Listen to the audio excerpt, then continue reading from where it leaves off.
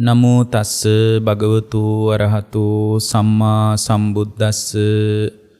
නමෝ තස්ස භගවතු අරහතු සම්මා සම්බුද්දස්ස.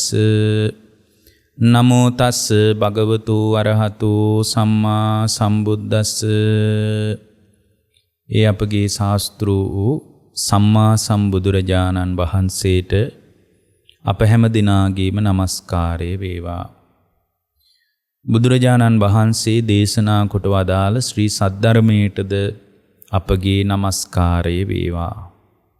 බුදුරජාණන් වහන්සේ දේශනා කොට ධර්මයේ තුලින් සැනසුණු ඒ ආර්ය මහා සංඝරත්නයටද අපගේ නමස්කාරය වේවා. සුපින්වත්නි, ඔබ හැම දිනම අදත් බලාපොරොත්තු වන්නේ ධර්ම ශ්‍රවණය කරන්නට, බණ අහන්නටයි. මාතෘකාවක් විදියට මේ ධර්මයේ ආනිසංස පිළිබඳ, ධර්ම දානී ආනිසංස පිළිබඳවත්, ඒ වගේම අනුස්සති භාවනා පිළිබඳවත් කෙටි හැඳින්වීමක් කරන්න කියලා මේ කාලයට අදාළව ඊටාම සරල වුණත් මේ දේශනාව සිද්ධ කරනවා. ඔබට මේ කියන කාරණා ධර්මයේ හැදෑරීම පිණිස, ධර්මයේ ගවේෂණය කිරීම පිණිස, ධර්මී පිහිට පිළිසරණ සකස් කර ගැනීම පිණිස උපකාර වේවා කියලා අපි අදිෂ්ඨාන කරමි. ඇත්තටම ලෝකේ දානය ගැන කතා කරද්දී බුදුරජාණන් වහන්සේ නානාවිධ ආකාරයේ දානයන් ගැන අපිට මතක් කරලා තියෙනවා, උගන්වලා තියෙනවා, කියලා දීලා තියෙනවා. ධර්ම දානීය තියෙන්න පුළුවන්, ආමිස දානීය තියෙන්න පුළුවන්, අබේ දානීය තියෙන්න පුළුවන්. මේ විදිහට තව එතනින් පහළට එනකොට ශ්‍රම දානීය වගේ දේවලුත් තියෙන්න පුළුවන්. ඒ හැම එකකින්ම ශ්‍රමය දහනය කිරීම, ධර්මීය දහනය කිරීම, ආමිසය දහනය කිරීම, තවත් කෙනෙකුට ජීවත් වෙන්න මේ සත්වේකුට අබේ දහනය දීම, මේ විදිහට එක එක විදිහට ඒක කතා කරගන්න පුළුවන්.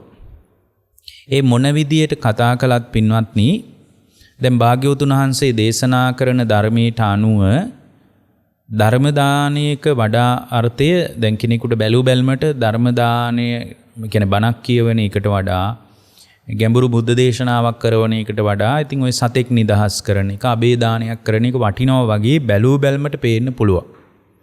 එහෙම මුලා වෙච්ච අයත් ලංකාවේ ඕන තරම් ඉන්නවා. ඒ කියන්නේ ධර්ම දානයට වඩා, ආමිෂ දාන, ධර්ම දානයට වඩා අබේ දානේ වගේ කාරණයක් ඊටාම වටිනවා කියලා හිතන පිරිස් ඕනෑ තරම් අද සමාජයේ අපිට දැක ගන්නට, දැන ගන්නට ඕන තරම් ලැබෙනවා. එහෙන් බලනකොට කෙනෙක් ඒ විදියට බැලූ බැල්මට එහෙම අදහසක් ගත්තට වැදගත්ම කාරණේ තමයි පින්වත්නි, ලෝකයේ මේ ධර්මීය දන් දෙන එක. හේතුඵල ටිකක් නෙමෙයි ගත වෙන්නේ. ඒකට මේ හේතුඵල ටික අතරේ සම්පූර්ණයෙන්ම නිකලස් වීම පිණිස වටිනා යම් දෙයක් තියෙනවා නම් ඒක හැම දෙයකටම වඩා ශ්‍රේෂ්ඨයි. ඒකයි ඔය සමහර අය ඔය සද්ධර්ම රත්නාවලියේ හිම ගැඹුරින් විමර්ශනය කරනකොට අපිට පේනවා සමහර අය Tamanගේ මේ දරුවා විකුණලා දන් දීපු අවස්ථා ගැන තියෙනවා. එතකොට කෙනෙක් කියන්න පුළුවන් දරුවා විකුණලා දන් දෙනවා කියන එකට බුදුදහමේ කොච්චර තැනක් හම්බ වෙනවද කියලා. නමුත් සද්ධර්ම රත්නාවලියේ ධර්මසේන හාමුදුරුවෝ කතාව විවර කරනකොට කියනවා පුත්තුණන් සංසාරේ ඕනතරම් ලැබිලා ඇති. ඒතර ඒ කතාව ඉතා සාධාරණයිනේ. ඉපදෙන මැරෙන මිනිසුන්ට පුත්තු හම්බ වෙනවා. ඒක 아무තු දෙයක් නෙමෙයි. දරුවෝ ලැබුණ එක ගැන අපි 아무තුවෙන් පුදුම වෙන්න ඕමනා නැහැ. පුත්තුණන් සංසාරේ ඕනතරම් ලැබිලා ඇති. ඒ වුණාට ආර්ය ධර්මයක් සහිතව ආර්යයන් වහන්සේලා පහළ වෙන කාලෙකින්, ඒ කාලෙකින් පහළ වෙන ආර්යයන් වහන්සේලාට දන් දෙන එක පුත්තු ජීවත් කරනවට වඩා, පුත්තු නඩත්තු කරනවට වඩා ශ්‍රේෂ්ඨයි කියලා කතාව ඉවර කරනවා. ඒක හේතුව තමයි දැන් බුද්ධ ශාසනයක ප්‍රතිලාභයේ බොහොම කාලෙකින් මුණ ගැහෙන නිසා ඒ ප්‍රතිලාභයේ දරුවෙක් නඩත්තු කරන එකටත් වඩා වටිනවා. ඒ කියන්නේ මේ හාමුදුරන්ට දන් දෙන්න වගේ ප්‍රාථමික තැනකින් අල්ලගන්න එපා. මේ ධර්මයේ හැසිරීම, ප්‍රායෝගිකව ධර්මයක් පුහුණු කිරීම, හුරු කිරීම, ධර්මයේ තවත් කෙනෙකුට දායාද කිරීම ඉතා වැදගත් අවස්ථාවක්. ඒක කොච්චර වැදගත්ද කියනවා නම් ඒ ධර්මයක් කෙනෙකුට දායාද කර ගැනීම, දායාද කිරීමේ ගැඹුරු අර්ථය තමයි එයාට සංසාර දුක ඉවර කරගන්න හම්බ වෙනවා. අබේ දානේ දුන්නට පස්සේ ඒ සතාගේ ජීවිතේ යම් තාක්කල් පැවතිලා ආයෙ මැරුණාම එයත් සංසාරයට වැටෙනවා මමත් සංසාරයට වැටෙනවා. ඒතර සංසාරික ජාලයෙන් සම්පූර්ණයෙන්ම නිදහස් වෙන්න පුළුවන් මොකක් හරි තැනක් තියෙනවා නම් සංසාරික ජාලයෙන් සම්පූර්ණයෙන් ගැලවිලා යන්න පුළුවන් තැනක් තියෙනවා නම් අන්න එතනට උදව් කරන එක ඊටාම වැදගත්. එහෙම බලනකොට අපිට තේරෙනවා අබේ දාණයට වඩා ධර්ම දාණය ඊටාම වැදගත්. හේතුව තමයි අබේ දාණය නිසා ජීවිතේ හම්බ වෙයි. හැබැයි සංසාරයට ආයෙ වැටෙනවා නම් ආයෙත් දුක් ගැහැටකට ජරාව මරණය ශෝකය පරිදේවය දුක දෝමනස් වලින් පිරිච්ච මඩවලක් වගේ තැනකට නම් ආයෙ වැටෙන්න වෙන්නේ. ඊට වඩා වටිනවා ධර්ම දාණය. ඉතින් එතුමිය මේ දේශනාවෙන් ධර්ම දානය ගැන විශේෂයෙන්ම ධර්ම දානයේ සම්බන්ධ ධර්ම කාරණා ටිකක් මතක් කරන්න කියපු නිසායි අපි මේ කාරණේ ඔබට මතක් කරන්නේ. ඒ වගේම තවත් මම අදහසක් කියන්නම්. දැන් ධර්මයක් අහන්න සලස්වන එක කොයිතරම් නිවනට කිට්ටු වෙනවද කියන එක දැන් ඔබට මම ලස්සන කතාවක් කියන්නම්. එක තැනක තියෙනවා බුද්ධ ශාසනයේ හිටිය සන්තති කියලා මහරහතන් වහන්සේ නමක්. උන්වහන්සේ රාජාභරණත් එක්ක තමයි රහත් වෙලා තියෙන්නේ. මේ වගේ සිද්ධි ධර්මී නෑ. රාජාභරණත් එක්කම රහත් වුණා කියන වගේ සිද්ධි ධර්මී වැඩි නෑ. ඒතකොට සන්තති මහරහතන් වහන්සේ අවබෝධයට පත් වෙලා තියෙන රාජාභරණත් එක්කමයි. සන්තති මහරහතන් වහන්සේගේ ජීවිතයේ තියෙනවා මේ එක්තරා කාලයක රජුරුවන් අර්බුදයකට පත් වෙනවා. කොසල් රජුරුව. ඒ අර්බුදේ සමනය කරන්න පුළුවන් කෙනෙක් අර්බුදය විසඳන්න පුළුවන් කෙනෙක් කවුරු හරි කෙනෙක් හිටියොත් කවුරු හරි කෙනෙක් හම්බ වුණොත් ඒ පුළුවන් කෙනාට මම සතියක් රාජ්‍ය බාර දෙනවා කියලා රජුරෝ කියලා තියෙනවා. ඒතර ওই සන්තති කියන්නේ ප්‍රධාන ඇමතිවරයෙක්. ඒ ප්‍රධාන ඇමතිවරයා සන්තති කියන ඇමතිවරයා කැමති වෙනවා ඒ අර්බුදය ප්‍රශ්නේ විසඳන්න. ඉතින් මේ ප්‍රශ්නේ අර්බුදේ සමනය කරාට පස්සේ රාජතාන්ත්‍රික අර්බුදයක්. ඒක ගැන මට කියන්න උවමනා නැහැ. ඒ අර්බුදේ සමනය කළාට පස්සේ ඔන්න මේ සන්තති ඇමතිවරයාට සතියක් රජකම හම්බ වෙනවා. දැන් සතියක් රජකම් කරන්න ලැබෙනවා.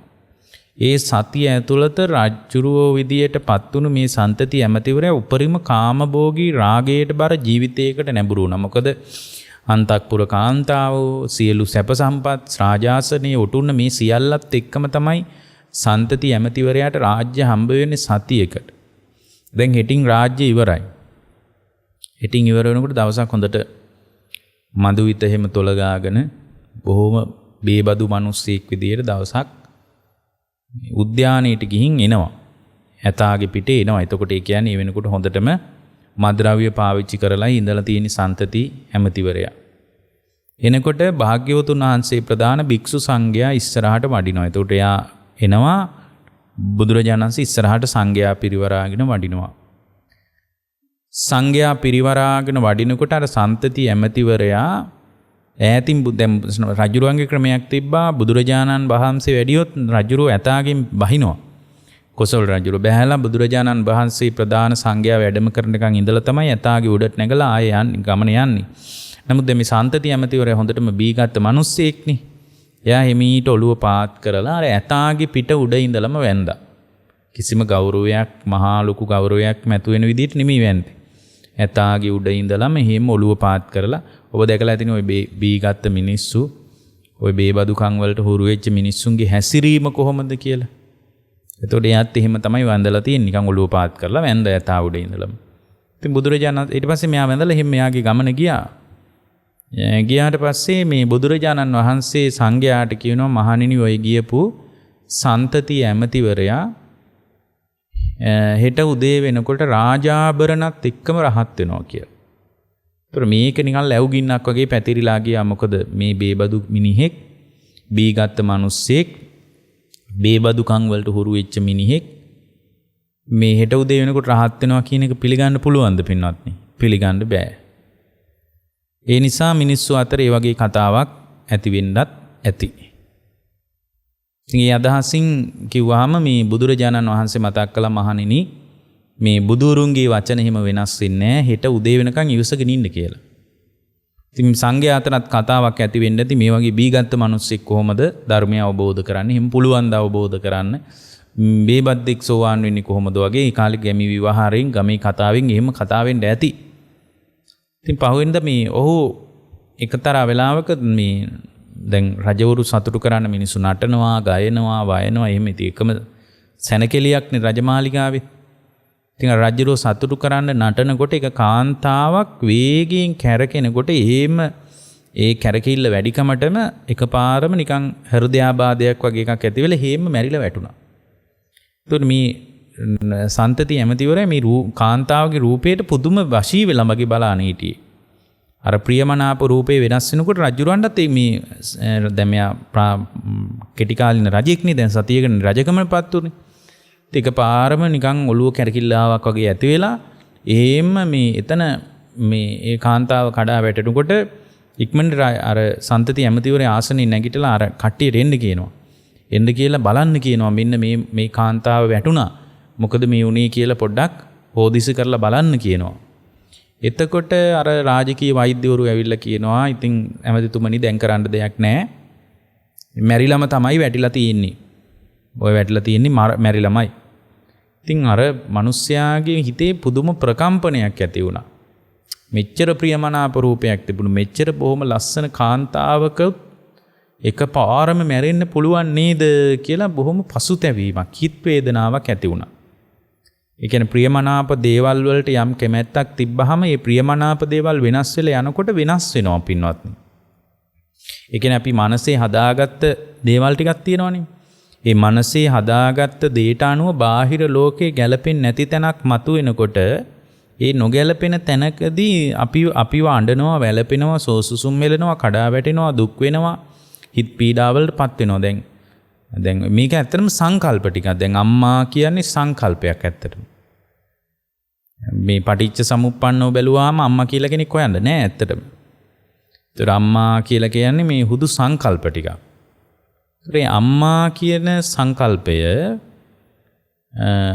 පුංචි කාලේ මනසට කවනවා ඒක. මනසට කවනවා කියලා කියන්නේ ඒකනේ පුතා මේ තමයි ඔයාගේ අම්මා, මේ ඉන්නේ ඔයාගේ අම්මා. කෝ අම්මට hina වෙන්න, අම්මට අතවනන්න, කෝ අම්මට අම්මා කියලා කියන්න කිය අර පොඩි කාලේ අම්මා කියන අදහස ඔළුවට කාවද්දනව නේද? කියන අම්මා කියන එක ඔළුවට ඔබනවා. අම්මා කියන එක ඔළුවට එබුවාට පස්සේ එයාගේ ඔළුවේ අම්මා කියලා සංකල්පයක් හැදෙනවා. ඒ කියන්නේ ඇතුලේ ඉන්න අම්මා මෙන්න මෙහෙම කෙනෙක් කියලා එයා ඔළුවෙන් හදා ගන්නවා. මගේ අම්මා මෙහෙමයි කියලා. ඒතරට ඇතුලේ ඉන්න අම්මා වෙනස් වෙනකොට ඇතුලේ ඉන්න අම්මට අනුව එළියේ ඉන්න අම්මා වෙනස් වෙනකොට දැන් එළියේ තියෙන දේවල් විපරිණාමයට වෙනස් වීමටපත් වෙනවා. දැන් හැම වෙලාවකම මේක තමයි පින්වත්නි වෙන්නේ. ඒ කියන්නේ ඇතුලේ ඉන්න අම්මා එළියේ ඉන්න අම්මට ගැළපෙන්නේ නැති වුණාට පස්සේ දැන් ඇතුලෙන් එයා හදාගත්තනේ අම්මා කියලා සංකල්පයක්. චිත්‍රයක් හදාගත්තනේ. ඒ චිත්‍රයට අනුව එළියේ අම්මා ගැළපෙන්නේ නැති වුණාට පස්සේ එළියේ අම්මා ගැළපෙන්නේ නැණි පින්වත්නි කොහොමද? මොකද එළියේ ඉන්න අම්මා වෙනස් වෙනවා, ලෙඩ වෙනවා, වයසට යනවා, ජරාවටපත් වෙනවා, මරණයටපත් වෙනවා. එතකොට එළියේ ඉන්න අම්මගේ ආකෘතිය ඒකනේ. එතකොට යා එළියේ ඉන්න අම්මත් එක්ක හැම වෙලාවකම ඇතුලේ අම්මා ගලප බලනවා. ඒ ගලපනකොට බැරි වෙලා හරි නොගැලපෙන තැනක් ආවොත් ඔන්න එතන ඉඳලා අඬනවා, වැළපෙනවා, කඩා වැටෙනවා, කායික දුක්, මානසික දුක්, මේ සියලු දුක්ඛ දෝමනස්යන් නැති වෙනවා. එතකොට මේක සංකල්පයක් පින්වත්නි. දරුවා කියන්නේ සංකල්පයක්. ඒක මම හදාගත්තා මගේ දරුවා කියලා ආකෘතියක්. ඒ මගේ දරුවා කියන ආකෘතියට අනුව එළියේ ඉන්න දරුවා ගලපන්න බලනවා. ඉතින් එළියේ ඉන්න දරුවා ගලපන්න බෑනේ. එළියේ ඉන්න දරුවා වෙනස් වෙනවා. ඇතුලේ ඉන්න දරුවා කියන එකට අනුව එළියේ ඉන්න දරුවා වෙනස් වෙනකොට, එළියේ ඉන්න දරුවා විපරිණාමයටපත් වෙනකොට, එළියේ ඉන්න දරුවා කඩා වැටෙනකොට, එළියේ ඉන්න දරුවා වෙනස් වෙලා බිඳ වැටෙනකොට අර ඇතුලේ ඉන්න දරුවත් එක්ක නොගැලපෙනකොට තමයි දරුවා නිසා දුක උපදින්නේ. දරුවා නිසා කායික දුක්, මානසික දුක්, මේ සියලු දුක් උපදින්නේ එතකොටයි. ඇත්තටම මේක සංකල්පයක් කියන එක හොඳටම තේරෙනවා. හිතන්නකෝ අම්මා කෙනෙකුට ඒ දරුවා මාරු වුණා කියලා. දැන් රෝහලේ ඉඳලා එකම වෙලාවක දරුවෝ දෙන්නෙක් හම්බුණා කියලා හිතන්න. දැන් දරුවෝ දෙන්නෙක් ඉපදුණා. එක දරුවෙක් දැන් එකම වෙලාවක අම්මලා දෙන්නෙකුට දරුවෝ දෙන්නෙක් උපදිනවා. ඒත් වෛද්‍යවරයෙක් කියන්න පුළුවන් එහෙම දරුවෝ මාරු වෙන්නේ නැහැ කියලා. අපි උපකල්පනයක් හදාගමු එහෙම. දැන් ඇතුලේ ඉන්න දරුවා දැන් දරුවෝ දෙන්නෙක් හම්බුණා. ඔන්න එතනින් අපි අල්ලගමු. දැන් දරුවෝ දෙන්නෙක් ලැබුණා. ඒ දරුවෝ දෙන්න මාරු වුණා කියලා හිතන්න. දැන් අම්මලා දෙන්නට මාරු වුණා. ඒ කියන්නේ මේ අම්මලා දෙන්නට අදාළ දරුවෝ දෙන්නනේ මේ හම්බුනේ. ඒ දරුවෝ දෙන්න වෙන වශයෙන් මාරු වෙලා තමයි හම්බුනේ. පොඩි කාලේ ඉතින් හොයන්නත් බෑනේ හැදරුවෙන් එහෙම. ඊට පස්සේ මෙයා ඔන්න මගේ දරුවා කියලා ඔළුවේ හදාගත්ත සංඥාවක්. ඒ දරුවගේ ආකෘතියට අනුව සංඥාවක් හදාගත්තා. එළී ඉන්න දරුවට මැච් වෙන විදියට ගැළපෙන විදියට තමයි ඇතුලේ ඔන්න සංකල්පේ හදාගත්තේ. දැන් බලන්න මේ සංකල්පේ පට්ටපල් බොරුවක් මිත්‍යාවක් කියලා හොඳටම තේරෙනවනේ. දැන් හිතන්න ඇත්තම දරුවා එයාගේ කුසෙන්ම වදාපු දරුවා එයාට හම්බ වෙනවා කියලා හිතන්න. එයාගේ කුසෙන්ම වදාපු එයාගේ දරුවා එයාට හම්බ වෙනවා. දැන් පාරේ ඉඳලා හම්බ වෙනවා කියලා හිතන්න. ඒ හම්බ වුණාට පින්වත්නි අර සෙනෙහස උපදිනවද? ඒ සෙනෙහස උපදින්නේ නැහැ. එතකොට අර ඔළුවේ හදාගත්ත සංකල්පයට අනුව එළියේදී ගැලපුණොත් තමයි එයා සතුටු වෙන්නේ. ගැලපෙන දේ විපරිණාමයටපත් වෙනකොට එයා කඩා වැටෙනවා. එතකොට එයාට ඇත්තම යාගේ කුසෙන්ම වදාපු එයාගේම දරුවා මාස 10ක් කුසේ තියාගෙන හිටපු දරුවා මේ Tamanගේම ශරීරයෙන් උපන් දරුවා දැක්කත් පින්වත්නි යාට ඒ සෙනෙහස උපදින්නේ නැහැ. එතකොට දැන් තේරෙනවද මේක ඇත්තටම මේ සංකල්ප ටිකක් හුදු නාම ධර්ම ටිකක් තමයි ක්‍රියාත්මක වෙන්නේ කියලා දැන් ඔබට මේ කියන කතාවත් එක්ක යම් අදහසක් ගන්න පුළුවන්. දැන් අර සන්තති ඇමතිවරයාටත් උනේ දැන් එයාගේ ඔළුවේ හැදිලා තිබ්බ මේ චිත්‍රයට අනුව මේ ඒකාන්තාව කැරකි ඉන්නකොට හේම එකපාර නටනකොට හේම කඩා වැටුණා. ඇවිල්ලා බැලුවා වෛද්‍යවරු කිව්වා රජතුමනි දැන් කරන්න දෙයක් නැහැ. මැරිලම තමයි වැටිලා තියෙන්නේ කියලා කිව්වා. රජුරවන්ට පුදුමාකාර විදිහේ ඇඟේ දැවිල්ලක් හටගත්තා. අනේ මෙච්චර ලස්සන ගෑනු ළමයෙකුටත් මේ ටික වුණා නේද? මෙච්චර රත්තරම් පාට හමක් තිබුණ දීඝ කේශ කලාපයක් තිබුණ. ඉතින් මේ හැඩට නටපු මේ කාන්තාවත් වෙනස් වුණා නේද? මේ වගේ ස්වල්ප වේලාවකින් ඇයිගේ ජීවිතේ මෙහෙම අමාරු වෙන්න පුළුවන්ද කියලා අර දුක ඇති වෙනකොට මතක් වුණා. අද දවල් බුදුරජාණන් වහන්සේ වැඩියා නේද මේ පැත්තෙන්. උන්වහන්සේ ළඟට යන්න ඕන. උන්වහන්සේ තමයි මේ මගේ ඇතිවෙච්ච විස්තෝපයේ කඩා වැටීමට මොනවා හරි උත්තරයක් ගන්න පුළුවන් කියලා උන්වහන්සේ ළඟට ගියා. උන්වහන්සේ මේ ප්‍රිය දේවල් පිටිපස්සෙන් හෙවණැල්ලක් වගේ දුක එන විදිය ගැන බොහොම දිග බණක් කිව්වා. බොහොම ලස්සන දේශනාවක් කළා. මහා දිග පැය ගණක් බණක් නෙමෙයි, පැය 3-4ක දේශනාවක් නෙමෙයි. මේ උන්වහන්සේ මතක් කළේ මේ ප්‍රිය දේවල් වල ධාරිතාවයට අනුව, ඒ කියන්නේ බැඳීමේ ධාරිතාවයට අනුව දුකේ ධාරිතාවයේ තියෙනවා.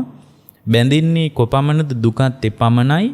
ඒ නිසා මේ බැඳීම මුල් කරගෙන හෙවණැල්ලක් වගේ දුක පිටිපස්සෙන් තමන්ව ලුහු බඳින විදිහ ගැන භාග්‍යවතුන් වහන්සේ බණ කිව්වා. රාජාභරණත් එක්ක රහත් වෙලා තියෙන පින්වත්නි. රාජාභරණත් එක්ක රහත් වෙලා තියෙන. බොහොම මේ ආධ්‍යාත්මිකව පිරිපුම් ප්‍රඥාවක් තිබුණු කාලයක් පුහුණු කරපු විදර්ශනා ඥානයක් තිබිලා තියෙනවා. දැන් ওই ඕක දිග කතාවක් තියෙනවා. ඔකේ දැන් මට කියන්න ඕන උනේ දැන් මේකට අදාළ සිද්ධියක් තියෙනවා. අතීතයේ බුද්ධ ශාසනයක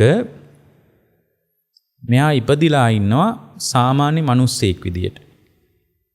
ඒ සාමාන්‍ය මිනිස්සෙක් විදියට ඉපදිලා ඉන්නකොට දැන් මෙයා බුදුරජාණන් වහන්සේගෙන් දෙදා බණ අහලා තියෙනවා පෙර බුද්ධ ශාසනයක. ඒ බණ අහලා දැන් මෙයාට ලොකු බණක් තේරෙන්නේ නැහැ. මේ අසාමාන්‍ය ගිහි මිනිස්සෙක්නේ. හැබැයි මේ ධර්මය තමන්ගේ ජීවිතවලට ගැලපුණොත් මේ දුක යම් තාක් දුරට හරි හමාර කරගන්න පුළුවන් ගිහියෙකුට පවා කියලා මෙයා දැනන් හිටියා.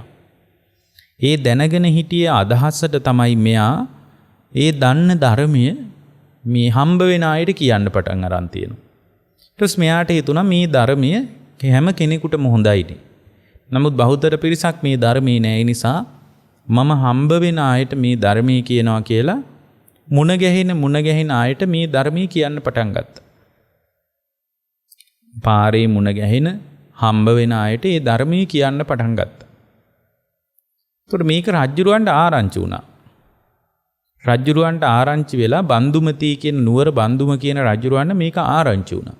ආරංචි වෙලා රජුරෝ මෙයා ගෙන්නලා තියෙනවා. ගෙන්නලා අහලා තිනවා උඹ මේ චරපුරුෂයෙක්වත්ද? උඹ මේ මොකද කරන්නේ? මේ හම්බෙන මිනිසුන්ට මොනවද කියනවා කියන්නේ මොනවද කියන්නේ? උඹ මේ රාජ්‍යවත් අල්ලන්න සැලසුමක්වත් හදනවද කියලා රජුරු බය වෙන්නත් ඇති. ඒතර කියනවා අනේ රජතුමනි මගේ එහෙම කිසි අදහසක් නැහැ. හැබැයි මම දන්න ඊටාම ස්වල්ප ධර්මයක් තියෙනවා බුදුරජාණන් වහන්සේගෙන් අහගත්ත මේ දුක හමාර වෙන විදිය ගැන.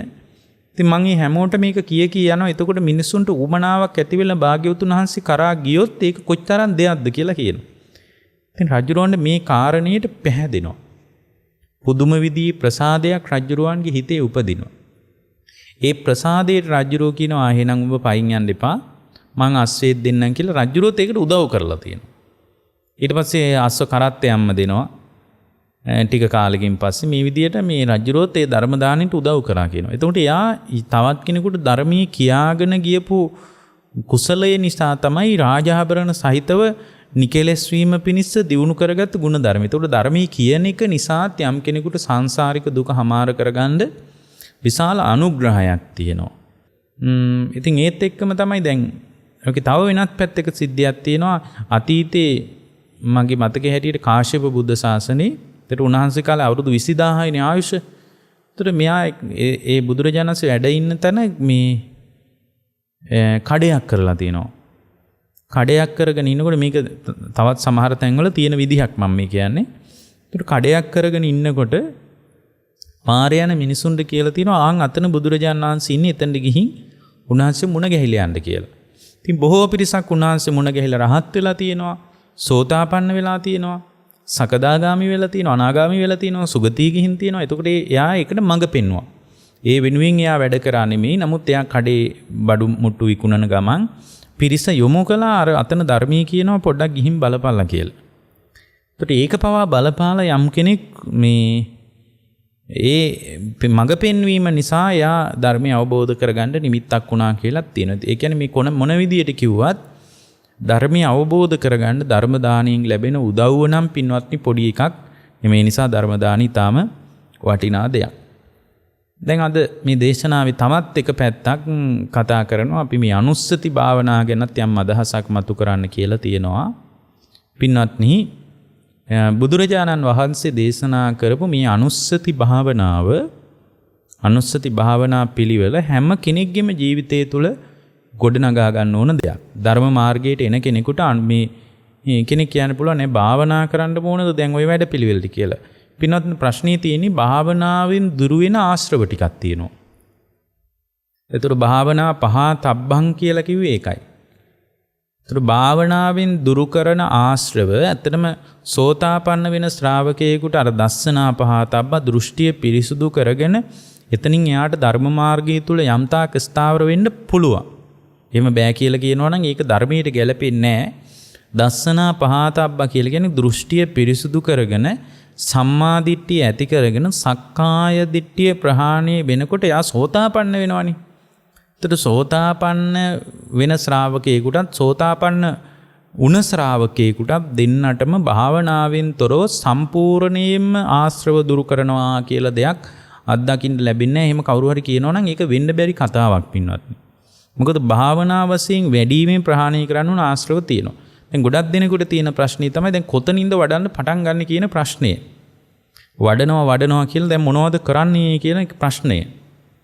ඒතර ඒ කෙනාගේ චරිත ලක්ෂණ වලට අනුව බුදුරජාණන් වහන්සේ රාග චරිතයක් හරි දෝෂ චරිතයක් මෝහ චරිතයක් සද්ධා චරිතයක් බුද්ධි චරිතයක් විතර්ක චරිතයක් මේ කුමන ආකෘතියේ චරිතයක් වුණත් කමක් නැහැ. ඒ කුමන ආකෘතියේ චරිතයකට වුණත් බුදුරජාණන් වහන්සේ පෙන්නපු වෙන්වෙන් භාවනා තියෙන්න පුළුවන්. දැන් රාගයේ බරට තියෙන කෙනෙකුට අසුබය වගේ භාවනා නිමිති පෙන්වලා දීලා තියෙනවා. කර්මාචාර්යයන් වහන්සේලාත් එහෙම උගන්වලා තියෙනවා.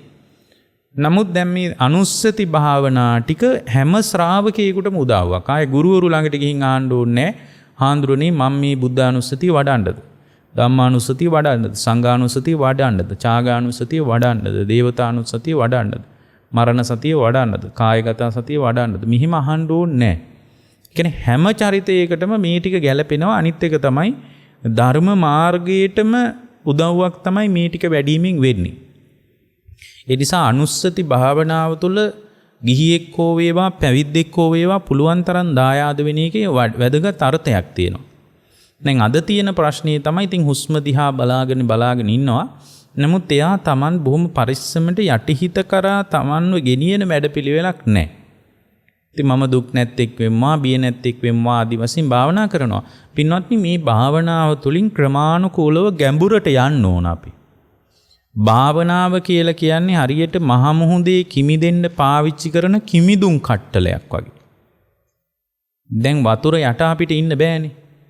ඒතර වතුර යට ඉන්න බැරි නිසා වතුර යටට යන්න මිනිහෙක් පාවිච්චි කරනවා කිමිදුම් කට්ටලයක්. ඒතර කර්මස්ථානයක් කියලා කියන්නේ කිමිදුම් කට්ටලයක් වගේ. ඒ කිමිදුම් කට්ටලේ අරගෙන යා ගැඹුරට යන්න ඕන. මේ නිකම් භාවනා කර කර හිටියට වැඩ නැහැ. හිත ඒකාග්‍ර කරගෙන ගැඹුරට යන්න ඕන.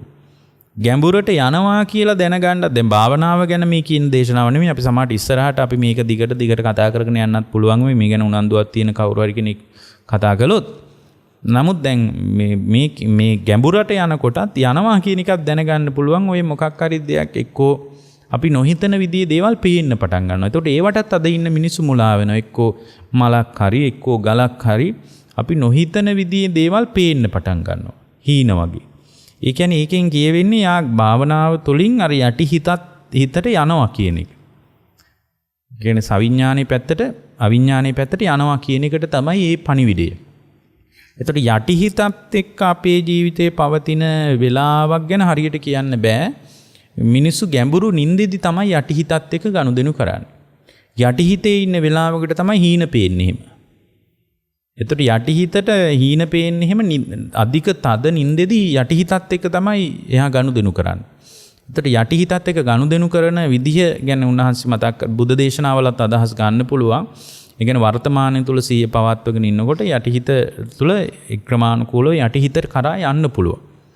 එතකොට යා භාවනාව තුල හිත ඒකාග්‍ර කරගෙන අතීතයටත් යන්නේ නැතුව අනාගතයටත් යන්නේ නැතුව ඉන්නකොට ක්‍රමානුකූලව මේ සිහි කල්පනාව තියාගෙන යටි හිතට යන්න පුළුවන්. දැන් නින්දෙදී වෙන්නේ මේ යා නිදාගෙන ඉද්දිනේ යටි හිතට යන්නේ.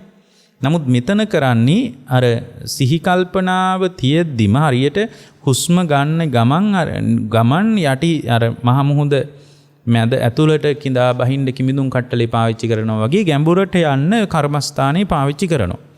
ඒතර මේ අනුස්සති භාවනාවලිනුත් ක්‍රමානුකූලව ගැඹුරට යන්න මේ යටිහිත කරා ක්‍රමානුකූලව ගැඹුරට කිඳා බහින්න මේ අනුස්සති භාවනා පාවිච්චි කරන්න පුළුවන්. ඊටත් වඩා දැන් ධර්මීය ප්‍රශ්න තියෙනවානේ සද්ධාව නැති ප්‍රශ්න. දැන් සම්මාදිට්ඨිය හදාගන්න ශ්‍රාවකයෙකුට මේ අනුස්සති භාවනාවල පුදුම අනුග්‍රහයක් තියෙනවා. ඒතර සද්ධාව නැති කෙනෙකුට දැන් ඔකට හරි ලස්සන දේශනාවක් තියෙනවා මහා නාම සූත්‍රය කියලා. ඒතර මහා නාම සූත්‍රයේදී භාග්‍යවතුන් වහන්සේ මහා නාම ශාක්‍ය රජුරවන්ට ඒ මහා නාම කියන්නේ සෝතාපන්න වෙච්ච මිනිස්සෙක්.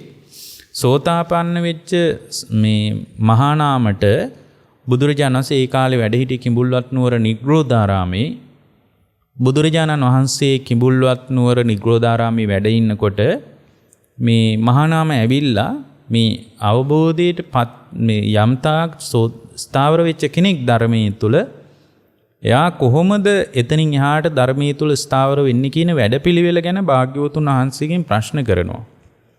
එතකොට එයාට භාග්‍යවතුන් වහන්සේ මතක් කරන්නේ එයා බුදුරජාණන් වහන්සේව ශාස්ත්‍රුන් වහන්සේව ගුණ වශයෙන් සිහි කරනවා කියනවා. එතකොට ගුණ වශයෙන් සිහි කරනවා.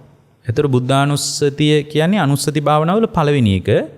එතකොට බුදුරජාණන් වහන්සේ ගුණ වශයෙන් සිහි කරනවා. ගුණ වශයෙන් සිහි කරනකොට ඒ ගුණ වශයෙන් සිහි කරන ශ්‍රාවකයාගේ හිතේ රාගය මැඩ පවත්වනවා කියනවා. දෝෂේ මැඩ පවත්වනවා කියනවා. මෝහය මැඩ පවත්වනවා කියනවා. එයා ප්‍රතිපදාව තුළ වඩාත් සතුටු වෙන ශ්‍රාවකයෙක් වෙනවා කියනවා. ප්‍රතිපදාව තුළ සතුටු වෙන ශ්‍රාවකයෙකුට බුද්ධානුස්සති හරි උදව්වක්. රාගය, ද්වේෂය, මෝහය මැඩ පැවැත්වෙනවා බුද්ධානුස්සති භාවනාව තුළ. මේ දස අනුස්සතිය තුළ මෙහෙමයි පින්වත්නි. ඒතර බුදුරජාණන් වහන්සේ ගුණ වශයෙන් සිහි කරනකොට ඒ ගුණ වශයෙන් සිහි කරන ශ්‍රාවකයාගේ අභ්‍යන්තරය තුළ රාගය මැඩ පැවැත්වෙනවා, ද්වේෂය මැඩ පැවැත්වෙනවා, මෝහය මැඩ පැවැත්වෙනවා. මේ සූත්‍රය හරි ලස්සනට තියෙනවා. මහණෙනි ප්‍රතිපදාවෙන් එයා සතුටු වෙනවා කියනවා. ප්‍රතිපදාවන්ගෙන් එයා සතුටු වෙනකොට එයාගේ ජීවිතේ නවලෝකෝත්තර ධර්මයන්ගෙන් එයාගේ ජීවිතේ සතුටු වෙන්න පටන් ගන්නවා කියනවා. එතකොට එයාගේ බුද්ධානුස්සතිය තුළ ධර්මයේ මිශ්‍ර වූ ප්‍රමෝදයක් එයාගේ අභ්‍යන්තරයේ හිතේ උපදිනවා කියනවා. ඒ ප්‍රමෝදය නිසාම පින්වත්නි යාගේ හිතේ ප්‍රීතිය උපදින්න පටන් ගන්නවා කියනවා. ප්‍රීතිය උපදිනකොට පින්වත්නි එයාගේ ශරීරයේ බරපව ඇරිලා යනවා කියනවා. ඊට පස්සේ එයා සැපේ විඳිනවා කියනවා මේ බුද්ධානුස්සතිය තුළ. එයාගේ සිත එකඟ වෙනවා කියනවා. එයාගේ සිතේ පින්වත්නි මේ එයාගේ අභ්‍යන්තරය තුළ මේ විසම ලෝකයා ඉදිරියේ සමපුද්ගලයෙක් වෙන්න පටන් ගන්නවා කියනවා. එයාගේ සිහිනුවන වැඩෙන්න පටන් ගන්නවා කියනවා. එතකොට දැන් බලන්න මේ දේශනාවේ තියෙන බුද්ධානුස්සතිය වඩන එකේ වාසියක් ගැන මහා නාම සූත්‍රයේ. ඒතර බුද්ධානුස්සතිය මේ බුදුරු කියන කතාව තුළ මේ වහින්වරෝ කිසි කතාවක් නැහැ. මිනිස්සු රවට්ටන්න කතා කියන්නේ නැහැ. ඒතර බුද්ධානුස්සතිය වැඩිම තුළ ශ්‍රද්ධාවට අනුග්‍රහයක් එක පැත්තකින් ශ්‍රද්ධාව නැති කෙනෙක්ගේ සම්මාදිට්ඨිය සම්පූර්ණ වෙන්නේ නැහැ නේ පින්වත්නි. ඒතර සමහරට මොන්න තරම් දහම් දැනුමක් තිබ්බත් භාවනා කළත් සම්මාදිට්ඨිය නැත්තම් මේ වැඩේ කරගන්න බෑනේ. දැන් ගොඩාක් උගත් කියන සමාජය තුළ පවා අපි දකින විශාල අඩුපාඩුවක් තමයි මේ සම්මාදිට්ඨියේ ප්‍රශ්න තියෙනවා. සම්මාදිට්ඨිය අසම්පූර්ණතා තියෙනවා. ඒතර සමහරවිට බුද්ධානුස්සතියෙන් වඩන කෙනෙක්ගේ ජීවිතය තුළ මේ සම්මාදිට්ඨිය තියෙන අඩුව හැෙන්න පටන් ගන්නවා. ඒතර බුදුරජාණන් වහන්සේ පිළිබඳ යා ගුණ වශයෙන් මනසිකාරය කරනකොට ගුණ වශයෙන් මනසිකාරය කරනවා කියලා කියන්නේ ගුණවල ආවේනික ආකෘතින් සිහි කරනවා. අරහං වනසේක අරහං වනසේක කියලා නෙමෙයි. අරහං කියලා කියන්නේ ඇයි කියලා යා ප්‍රශ්න කර නුවණින් විමසා භාග්‍යතුන් වහන්සේ සරණ යනවා. දැන් උදාහරණයක් විදිහට අරහං කියලා ගමු. රහසින්වත් පවු නොකරපු නිසා අරහං කියනවා. එතකොට මෙයාට දහම් දැනුමකුත් තියෙන්න ඕන බුද්ධානුස්සතිය වඩනවා නම්. ඇසින් කනින් නාසයෙන් දිවෙන් ශරීරයෙන් රූප ශබ්ද ගන්ධ රස ස්පර්ශ මේ ආදී දේවල් දැකලා ඒ දකින දේවල් කෙරෙහි අහන දේවල් කෙරෙහි දැනුණු දේවල් කෙරෙහි උන්වහන්සේගේ ඇලීමක් ඇති වුන්නේ නැහැ. උන්වහන්සේගේ බැඳීමක් ඇති වුන්නේ නැහැ. එතකොට රූපයේ කෙරෙහි ඇලී යාමක් බැඳී යාමක් ගැටී යාමක් උන්වහන්සේ තුල ඇති වුන්නේ නැහැ. උන්වහන්සේ තුල ඒ රූපයන් කෙරෙහි තණ්හාවක් ඇති වෙන්නේ නැති ස්වභාවයෙන් යුක්තයි. ඒ නිසා උන්වහන්සේ අරහං කියනවා. ඒතර දැන් බලන්න අරහං කියන එක ගැන දන්නේ නැති කෙනෙකුට මේ මානසිකාරය කරන්න බෑ. ඒතර මේ විදිහට ගුණ වශයෙන් මෙනෙහි කරන බුද්ධානුස්සතිය වඩන අනුස්සති භාවනාවල පළවෙනි භාවනාව විදිහට බුද්ධානුස්සතිය වඩන ශ්‍රාවකයාට ආවේනික ලක්ෂණ තමයි රාගයාගේ හිතේ මැඩ පවත්වනවා. රාගේ සම්පූර්ණයෙන්ම දුරු වෙන්නේ නැහැ. රාගේ මැඩ පවත්වනවා, දෝෂේ මැඩ පවත්වනවා, මෝහේ මැඩ පවත්වනවා. ප්‍රතිපදාවෙන් එයා සතුටු වෙන්න පටන් ගන්නවා. දැන් ප්‍රතිපදාවක් තුල සතුට නැති ශ්‍රාවකයන්ට ප්‍රධාන දෙයක් තමයි ඒගොල්ලන්ගේ ජීවිතේ එක පැත්තක කොටසක භාවනාවක් නැතිකම. එතකොට යාගේ බුදුරජාණන් වහන්සේ පිළිබඳ සිහිය පිහිටනකොට යාගේ ප්‍රතිපදාවෙන් සතුටු වෙන්න පටන් ගන්නවා. නව ලෝකෝත්තර ධර්මයන්ගෙන් එයා සතුටු වෙන්න පටන් ගන්නවා. එහෙම සතුටු වෙනකොට ධර්මියත් මිශ්‍ර ප්‍රබෝධයක් හිතේ උපදිනවා පින්වත්නි. ඒක ධර්මීය මිශ්‍රයි. ඒක නිකන් ලාමක ප්‍රබෝධයක් නෙමෙයි. ධර්මීය මිශ්‍ර ප්‍රබෝධයක් හැම වෙලාවකම උපදිනවා. ඒ ප්‍රබෝධය නිසාම පින්වත්නි එයාගේ හිතේ ප්‍රීතියක් උපදිනවා. ප්‍රීතිය උපදිනකොට ධර්මීය මිශ්‍ර ප්‍රමෝදය නිසා ප්‍රීතිය උපදිනවා. ප්‍රීතිය උපදිනකොට පින්වත්නි යාගේ ශරීරේ බරපව ඒ කියන්නේ ශරීරේ අපි මේ හිතාගෙන ඉන්න පුද්ගල බරපවා යාගේ දුරු වෙන්න පටන් ගන්නවා. එතකොට එයා මේ භාවනාව තුළ සැපයක් විඳින්න පටන් ගන්නවා. එතකොට එයාගේ හිත එකඟ වෙනවා බුදුරජාණන් වහන්සේ ගැන සිහි කරනකොට. එයාගේ මේ විසම සත්වයන් අතර සම වූ කෙනෙක් වෙනවා. පහළට ගලාගෙන යන ලෝකයා අතර උඩුගම් බලාගෙන යන පුද්ගලයෙක් වෙනවා. එයාගේ ජීවිතේ සිහිය වැඩෙන්න පටන් ගන්නවා. ඒතර බුද්ධානුස්සතිය වැඩිීමේ ආනිසංස ගැන මහා නාම සූත්‍රයේ භාග්‍යවතුන් වහන්සේ පෙන්නපු විදිය. ඊට පස්සේ ධම්මානුස්සතිය වැඩිම තුලත් එහෙමයි. දැන් ධර්මීය අනුස්සතියක් විදියට වඩන ශ්‍රාවකෙක් ධර්මීය ගුණ වශයෙන් මානසිකාරය කරන ශ්‍රාවකෙක් ගුණ ටික දැනගන්න. දැන් සමහර කෙනෙක් ඉන්න පුළුවන් ධර්මීය ගුණ 6යි කියලාවත් දන්නේ නැහැ. එතකොට ධර්මීය ගුණ වශයෙන් දැනගත්තාමත් යම් කෙනෙක් තුල නිවීමක් ඇති වෙනවනේ. එතකොට දැන් ධර්මීය ඕපනායික වශයෙන් තමා තුලින් අත්දකින්න ඕන එකක්, තමන්ගේ වශයෙන් මතුවෙන්න ඕන එකක් කියලා දැනගන්න එකම කොච්චර නිවීමක් හදලා දෙනවද? දැන් මේ ධර්මයේ ඕපනායිකයිනේ පින්වත්නි. ඕපනායිකයි කියලා කියන්නේ තමන්ගේ ඇතුලෙන් එන්න ඕන එකක් මේ ධර්මයේ. ඒත් තමන්ගේ ඇතුලෙන් ධර්මයේ මතු කරගන්නවද අධර්මයේ මතු කරගන්නවද කියලා තමන් වග බලා ගන්න ඕනේ. බලන්න දැන් ධර්මයේ ගුණ වශයෙන් හඳුනා ගන්නකොටම එයා කරගන්න ඕන වැඩපිළිවෙල ගැනත් අදහසක් එනවනේ එක පැත්තකින්. දැන් උදාහරණයක් විදිහට දැන් එයා සමහරලාට ධර්මයේ මතුවෙන්නේ තමන්ගේ ඇතුලෙන් කියලා දන්නේ නැති කෙනෙක් හැම වෙලාවකම පොත්පත් එක්ක විතරක් ගනුදෙනුව තියෙන්න පුළුවන්. සමහර විට කෙනෙකුට තියෙන්න පුළුවන් ගනුදෙනුව තමන් ඇසුරු කරන මේ පැවිදි කණ්ඩායම් ධර්මී දන්නා අය තුලින් ධර්මී මතු කරගන්න නෑ. නමුත් උන්වහන්සේ කියනවා ධර්මී මතුවෙන්නේ ඕපනායික වශයෙන් තමා තුලින් අත්දකින්න ඕන එකක් ධර්මයේ. ඒතර තමා තුළින් අත්දකින්න ඕන දෙයක් කියන එක දන්න කෙනා එයා තමා තුළින් ධර්මයේ අත්දකින්න පටන් ගන්නවා. අනන්න බලන්න ගුණ වශයෙන් නිතර ධර්මයේ මානසිකාරී කිරීමේ වාසියක් තියෙනවා. ඒ බැලුමට අපිට නොපෙනුනත් ඒක නිවනට විශාල අනුග්‍රහයක්. ඒතර අකාලික ධර්මයක් පිළිබඳ එයා කාලීන නිමිති හොයන්න යන්නේ නැහැ. එයා දන්නවා ධර්මයේ අකාලිකයි ਸਰවකාලීන එකක් මේ පණිවිඩේ. ඒතර මේ විදියට මේ ධර්මයේ ප්‍රශ්න කර පිළිගන්න පුළුවන් එකක් කියලා දන්න කෙනා අර පරම්පරා කතාවම පිළිඅරගෙන යා නවතින්නේ නැහැ. දැන් ධර්මයේ ගුණ වශයෙන් දන්න කෙනා ගුණ වශයෙන් මානසිකාරය කරනකොට තමා තුළින් මේ ධර්මයෙන් ප්‍රත්‍යක්ෂ කරන්න ඕන කියන එක නිතර මානසිකාරය කරනකොට එයාට ප්‍රත්‍යක්ෂ කිරීම පිණිස උනන්දුවක් ඇති වෙනවා. ඊතර උන්වහන්සේ මතක් කරනවා ධර්මයේ අනුපස්සනා කරන ශ්‍රාවකයෙක් ධර්මයේ ගුණ වශයෙන් අනුපස්සන ධර්මයෙන් දැන් ගුණ 6යිනේ. ගුණ වශයෙන් අනුපස්සනා කරන ශ්‍රාවකයේ හිතේ රාගය මැඩ පවතිනවා කියනවා. ද්වේෂය මැඩ පවතිනවා කියනවා. මෝහය මැඩ පවතිනවා කියනවා. එයා ප්‍රතිපදාවෙන් සතුටු වෙන ශ්‍රාවකයෙක් වෙනවා කියනවා. එයා වෙන තැනක ධර්මයක් හොයන්නේ නැහැ. Tamanගේ ප්‍රතිපදාව තුලින් සතුටු වෙන්න පටන් ගන්නවා. නවලෝකෝත්තර ධර්මයන්ගෙන් සතුටු වෙන්න පටන් ගන්නවා. ධර්මයේ මිශ්‍ර වූ ප්‍රමෝදයක් හිතේ උපදිනවා. ඒ ප්‍රමෝදේ නිසාම ප්‍රීතියක් උපදිනවා. ඒ ප්‍රීතිය උපදිනකොට ශරීරයේ බරපව ඇරිලා යනවා. ශරීරයේ බර ඇරිලා යනකොට සැපේ විඳින්න පටන් ගන්නවා. සැපේ විඳිනකොට හිත ඒකාග්‍ර වෙනවා. හිත ඒකාග්‍ර වෙලා විසම සත්වයන් අතර සම සත්වයක් වෙනවා. ලෝකේ විසම වෙද්දී ලෝකේ විසම පැත්තට ගලාගෙන යන්නේ නෑ. හොඳට සිහිය වැඩෙන්න පටන් ගන්නවා. එතකොට දැන් මේ එක අනුපස්සනාවක් කෙනෙකුට පුළුවන් සතියක් අමාරක් හුරු කරන්න. ඉතින් පස්සේ තව අනුපස්සනාවක් කරනවා. එතකොට දැන් බලන්න මේකට කායින්වත් ගුරුහරුකම් ඕනද? නෑ. හැම වෙලාවකම ධර්මයේ අනුපස්සනා කර ඉන්නවා. ඊට පස්සේ සංඝානුස්සති මේ අනුස්සති භාවනාවල තුන්වෙනි භාවනාව. ඇත්තට මේක භාවනාවක් ගැන අපිට විශාල කියවීමක් හදාගන්න පුළුවන්.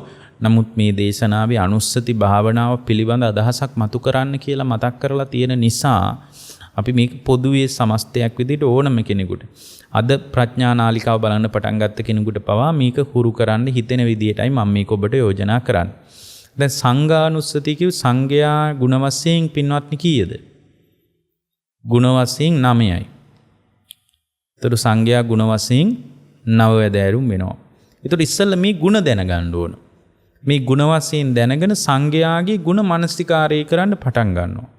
ඒ ගුණ මනසිකාරය කරනකොට ඒ නිකලෙස් හද මණ්ඩලක තියෙන සුන්දර අසිරිය පිළිබඳ එයාට දැනෙන්න සංවේදී වෙන්න පටන් ගන්නවා. එතකොට එයාට උමනාවක් ඇති වෙනවා නිකලෙස් වීම ගැන. එතකොට සංඝයාගේ ගුණ අනුපස්සනා කරනකොට ගුණ වශයෙන් නිකන් වචන මාත්‍ර වශයෙන් නෙමෙයි. වචනයක් ගානේ නිකන් වචන තේරුම නෙමෙයි. ගුණ වශයෙන් සංඝයා අනුපස්සනා කරනකොට ඒ අනුපස්සනා කිරීම තුළ යාගේ රාගේ මැඩ පැවැත්වෙනවා. දේශේ මැඩ පැවැත්වෙනවා. රාගේ සම්පූර්ණ නැති වෙනවා කියන එක නෙමෙයි මේ කියන්නේ. නමුත් තදංග වශයෙන් යාගේ මැඩ පැවැත්වෙනවා. ඒතර සම්පූර්ණයෙන් මැඩ පැවැත්වෙන්නේ පංචස්කන්ධ ධර්මයන්ගේ යථා ස්වභාවය දකිනකොට. ඒතර පංචස්කන්ධ ස්වභාවයන්ගේ යථා ස්වභාවය දකිනකොට හේතුඵල සහිතව ලෝකේ විමසනකොට තමයි සම්පූර්ණයෙන්ම අනුසයත් ප්‍රහාණය වෙලා යන්නේ. දැන් මේ සංඝානුස්සතිය වඩනකොට අනුසය ධර්මයන් ප්‍රහාණය වෙනව නෙමෙයි.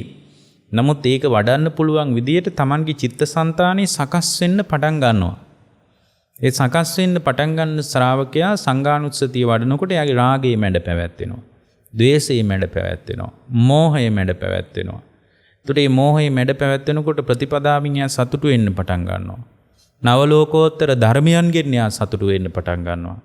ධර්මී මිශ්‍ර ප්‍රමෝදයක් එයාගේ හිතේ උපදිනවා. ප්‍රමෝදේ නිසා ප්‍රීතිය වැඩෙන්න පටන් ගන්නවා. ඊට පස්සේ ඒ ප්‍රීතිය නිසා ශරීරයේ බරපව සැහැල්ලු වෙලා යනවා.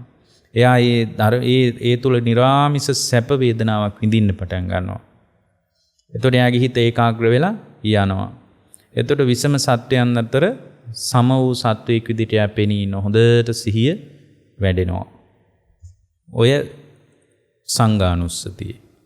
ඊළඟට බුදුරජාණන් වහන්සේ මතක් කරනවා සීලානුස්සතිය. පින්වත්නි සීලානුස්සතිය සීලයක් නැති මිනිහෙකුට වඩන්න බෑ. එතකොට මේ කාරණාවලින් සම්මාදිට්ඨිය තමයි සම්පූර්ණ වෙන්නේ පින්වත්නි. ඇයි අර දන් දීමේ සිල් රැකීමේ විපාක තියනවා කියලා විශ්වාස කරන කෙනෙක් සීලයේ ගුණ සිහි කරානේ මනසිකාරය කරන්නේ. එතකොට මේ අනුස්සති භාවනාවලින් පූර්ණ අනුග්‍රහයක් ලැබෙනවා සම්මාදිට්ඨිය උපදව ගන්න ශ්‍රාවකයෙකුට. ඒතර ඒ කියන්නේ සෝතාපන්න වෙන කෙනෙකුට පුදුම අනුග්‍රහයක් මේකෙන් ලැබෙන්නේ පින්වත්නි. සෝතාපන්න වෙන ශ්‍රාවකයෙකුට ලැබෙනවා දැන් සීලානුස්සතිය වඩන කෙනෙක් ඒකාන්ත වශයෙන් යාට සෝතාපන්න වෙන්න පුළුවන්. මොකද අර සීලබ්බත පරාමාස පවා සම්පූර්ණයෙන්ම දුර වෙලා යනවා. ඒකට සමහරවිට යා පන්සිල් ගන්න දිව්‍ය ලෝකේ යන්න බලාගෙන නම් පන්සිල් ගන්නකොට ඔළුවේ වැඩ කරන්නේ සුගති භූමියක යන්න නම් එයා ඒ අදහසත් අයින් කරනවා මේ සීලේ මානසිකාරය කරද්දී. එයා තමන්ව රැකගන්න සිල් රකින්නේ නැහැ. එයා තමන්ගෙන් ගැලවිලා යන්න සීලේක විපාක මෙනෙහි කර කර ආනිසංස මෙනෙහි කර කර තමන්ගෙන් ගැලවෙන්න තමන්ව නිවා ගන්න තමන්ව සුවපත් කරගන්න තමන්ගේ හදමඩල සම්පූර්ණයෙන්ම නිකලෙස් කරගන්න බලන සිල් රකින්නේ. ඒ සිල් රකින්න ශ්‍රාවකයෙකුට අනුස්සතියක් විදියට සීලේ මානසිකාරය කරන එක හරියම වැදගත් දෙයක්. එතකොට එයා සීලය ගැන හිතන්නේ කොහොමද? දැන් මහා නාම සූත්‍රයේ තියෙනවා සීලයක් ගැන හිතන විදිය. එයා කල්පනා කරනවා තමන්ට නොකැඩුණු සීලයක් තියෙන බව මානසිකාරය කරනවා. නොකැඩුණු සීලයක් තියෙන බව මානසිකාරය කරන්න නම් එයාට නොකැඩුණු සීලයක් තියෙන්න ඕන. ඊට පස්සේ එයාගේ සීලේ සිදුරු නැති බව එයා මානසිකාරය කරනවා. සිදුරු නැති බව මානසිකාරය කරන්න නම් සිදුරු නැති සීලයක් එයාට තියෙන්න ඕනේ. ඒ කියන්නේ සිල්වත් නොවුච්ච කෙනෙකුට සීලානුස්සතිය වඩන්න පුළුවන්ද? බෑ. ඊට පස්සේ පුල්ලි නොවු ඒ හොඳට බලන්න මහා නාම සූත්‍රයේ තියෙනවා පුල්ලි නොවුණු සීලයක්. තනින් තන අඩුපාඩු නැති සීලයක් තියෙනවා. පුල්ලි නොවුණු සීලයක් තියෙනවා කියන එක ගැන යා මානසිකාරය කරනවා. ඊට පස්සේ කිලිටි නොකිලිටි සීලයක් තියෙන එක ගැන තමයි යා මානසිකාරය කරන්නේ. ඊට පස්සේ තණ්හා මාන දිට්ඨි වලට හසු නොවන්න හරි ලස්සන වචනයක්.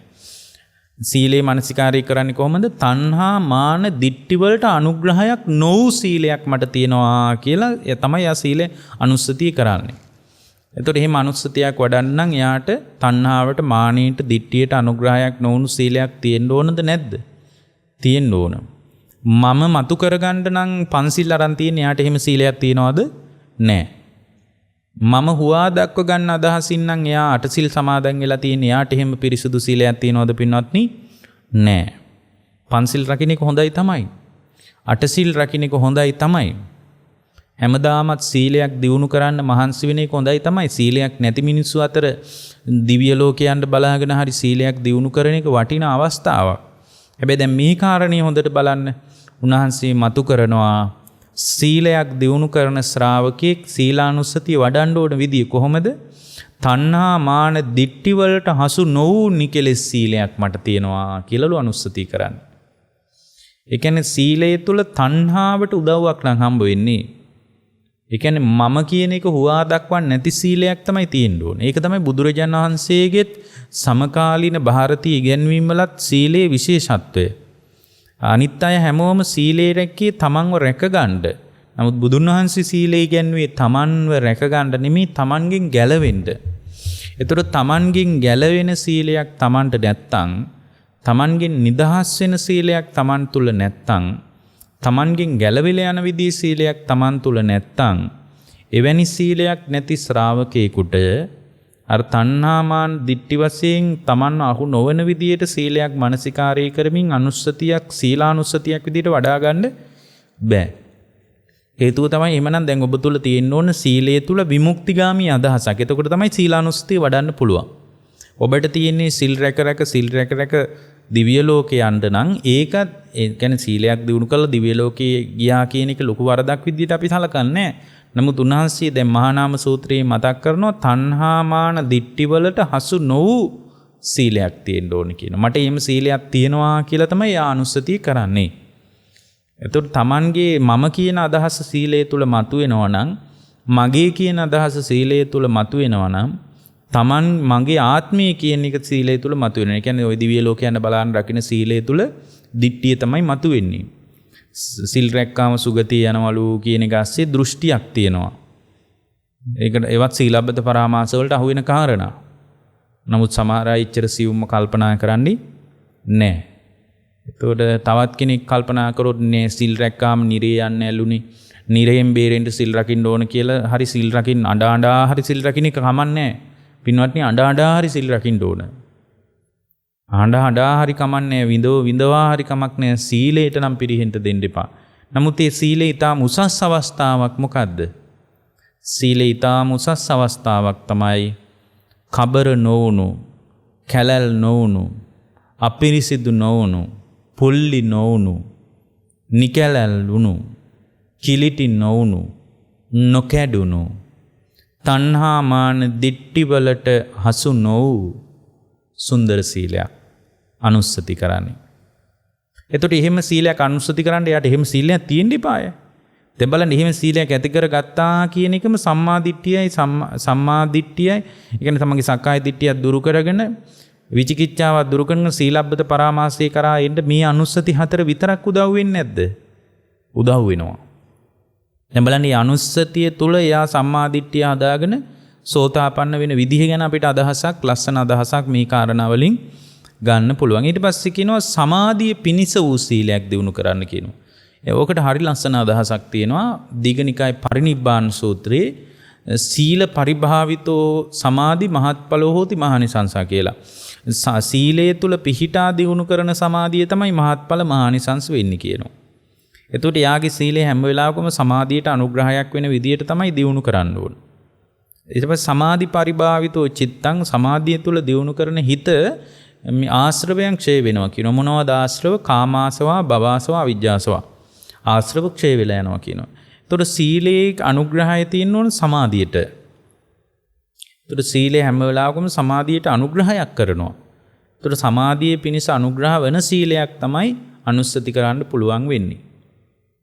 එතකොට එහෙම මානසිකාරය කරනකොට යාට පුළුවන් උදේ හවස මානසිකාරය කරන්න. තමන් ඉන්නකොට ඉන්න තැන විනාඩි 3-4ක් හරි කමක් නැහැ මානසිකාරය කරන්න පුළුවන්. එතකොට කෙනෙක් ගොඩාක් දෙනෙක් අපිට කියන කතාවක් තමයි හාඳුරුනේ මේවට වෙලාවක් කොහෙන්ද කියන එක. වෙලාව කියලා අමුතුවෙන් හොයන්න ඕනේ නැහැ. පැයකට විනාඩි 2ක් මේ විදියට අනුස්සතිය කරන්න. ඔන්න මම ඔබට ලස්සන සැලැස්මක් කියන්නේ. පැයකට විනාඩි 2ක් පුළුවන් ද ඔබට අනුස්සතිය කරන්න? පැයකට විනාඩි 2ක් අනුස්සතිය කරනවා කියලා කියන්නේ ඉතින් කෙනෙක් කියන්න පුළුවන් පැය ගානේ ඕක ආයි මතක් කරගන්න පුළුවන්ද කියලා. පැය ගානේ ඕව මතක් කරගන්න ඕනේ නැහැ. හිත ගමන් පැය 3-4ක් ඕක කරන්න බැරි වුණා. දැන් ඕක හුරු වුණාට පස්සේ මතක් වෙනවා. ඊට පස්සේ සමහර වෙලාවට පැය 3-4ක් කරන්න බෑ. සමහරට මීටින් එකක් තියෙන්න පුළුවන්. වෙනත් මොනවා හරි වෙන වැඩක් යෙදෙන්න පුළුවන් වැඩ කරන තැනක නම්. ඉතින් ඔය අතර වෙනත් ඉතින් අපි නොහිතන විදිහේ මේ ප්‍රශ්න වලට අපි මදි වෙන්න ඕන. එතකොට සමහරට පැය 2-3ක් බැරි වෙන්න පුළුවන්. එතකොට පැය 2-3ක් බැරි වුණාම අතාරින්න එපා වැඩේ. මත ඇරියොත් අතෑරියම තමයි පින්වත්නි. එතකොට යා පැය 3ක්ම කරන් තිබ්බ විනාඩි 6ම එකවර කරනවා. අන්න එහෙම හුරු වෙන්න පොඩි ආධ්‍යාත්මික සැලැස්මකට. එහෙම සැලැස්මක් නැත්තම් මේ කාර්යබහුල ජීවිතයේ පින්වත්නි ධර්මීය ප්‍රයෝජනයක් හදන්න බෑ බණ ටිකක් අහලා නම්. එතකොට සීලය ගැන යා අනුස්සති කරනවා. එතකොට එහෙම අනුස්සති කරන්නේ යාට පිරිසුදු නිකලල් කබර නොවුණු කැලල් නොවුණු කිලිටි නොවුණු පුල්ලි නොවුණු තණ්හා මාන දිට්ඨි වලට හසු නොවු සමාධියට අනුග්‍රහ පිණිස පවතින සීලයක් ගැන තියෙන්න ඕනේ. එහෙම සීලයක් තියනවා කියලා මෙනෙහි කරන්න. ඊළඟට භාග්‍යවතුන් වහන්සේ මතක් කරනවා ඡාගානුස්සතිය. ඡාගානුස්සතිය කියන භාවනාවත් ඊටම වැදගත්. දැන් මේ දේශනාවෙම තියෙනවා මහා නාම සූත්‍රයේම තියෙනවා ඡාගානුස්සතිය ගැන. එතකොට මේ තමන් මසුරු රහිත සිතින් අතහැරීම පිළිබඳව තමන්ගේ හිතේ ඇතිවෙච්ච ඒ මසුරු නොවුණු සිතින් අතහැරීම තුළ ඇතිවෙච්ච මේ තමන්ගේ කැමැත්ත ප්‍රහාණය වීම සම්බන්ධව ඊට පස්සේ එයාගේ ජීවිතේ තමන්ගේ ආධ්‍යාත්මයේ තුළ තමන් අතහැරපු දෙයට නොඇලුණු ස්වභාවය ගැන තමාගේ ත්‍යාග ගුණී පිළිබඳ යාට ත්‍යාගයෙන් පස්සේ මනසිකාරය කරන්න පුළුවන්. ඒ මනසිකාරය තුළ යාට විශාල ඒ නැවත ඒ කුසල් වැඩිවීමක්, ඒ කුසල් ආවර්ජනය වීමක් මනසිකාරය වෙන මොහොතක් පාසාම එයාගේ ආධ්‍යාත්මය තුළ ඒ ගුණ ධර්ම වැඩෙන්න පටන් ගන්නවා. ඒතකොට ඒක මට ලොකු විස්තරයක් කරන්න කාලේ නෙමෙයි. ඒ නිසා ඔන්න තමන් දානයක් දුන්නාට පස්සේ ඒ දුන්න දානයේ පාරිශුද්ධ අතහැරීම ගැන ඊට පස්සේ අතහැරිය පිරිසගේ තියෙන ගුණය ගැන ඊට පස්සේ මසුරුකම් සහිත සිතින් මමත්වයෙන් තුරව අල්ලගන්නේ නැතුව අත්හැරලා දාපු විදිය ගැන නොඇල්මින් ඒ අතහැරීම කරපු විදිය ගැන හාත්පස අතහැරලා ඒක කරපු විදිය ගැන යා මානසිකාරය කරනකොට එයාට ඒක ඡාගානුස්සතිය යාගේ ජීවිතේ වඩා ගන්න පුළුවන්. ඒතර එවැනි ඡාගානුස්සතියක් රාගය, දෝෂය, මෝහය මැඩ පවත්වනවා කියනවා. ඒතර ප්‍රතිපදාවෙන් එයා සතුටු වෙන්න පටන් ගන්නවා කියනවා. නවලෝකෝත්තර ධර්මයන්ගෙන් යා සතුටු වෙන්න පටන් ගන්නවා කියනවා. ධර්මයෙන් මිශ්‍ර වෙච්ච ප්‍රබෝධයක් එයාගේ හිතේ උපදිනවලු. බලන්න ඔය දන් දුන්න අයට එහෙම මානසිකාරය කරනකොට පුදුම ධර්මයේ මිශ්‍ර වූ ප්‍රබෝධයක් ඇති වෙන්නේ.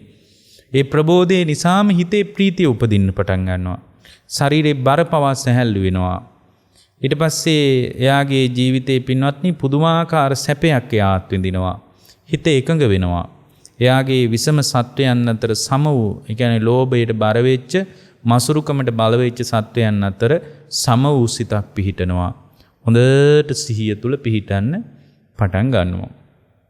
ඊට පස්සේ මේ මහා නාම සූත්‍රයේ තියෙන අවසාන අනුස්සතිය තමයි දේවතානුස්සතිය. එතනින් පස්සේ සූත්‍රයේ දසානුස්සතිය නැහැ.